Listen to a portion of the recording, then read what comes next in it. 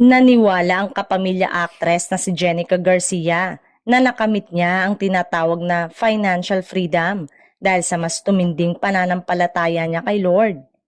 Ibinahagi ni Jenica na hindi na raw niya nararanasan ngayon ang mamroblema ng bonggang-bongga sa pera. Hindi tulad noon na talagang may pagkakataon na kinakapos siya sa budget. Feeling niya, isa sa mga dahilan ng pagiging financially stable niya ngayon bilang isang single mother ay ang pagbabahagi niya ng kanyang blessing sa simbahan. Ginagawa ni Jenica ngayon ang lahat para mabigyan ng magandang kinabukasan ng mga anak niya sa dating partner na si Alwin Oitinco, sina Athena Mori at Alexis Severina.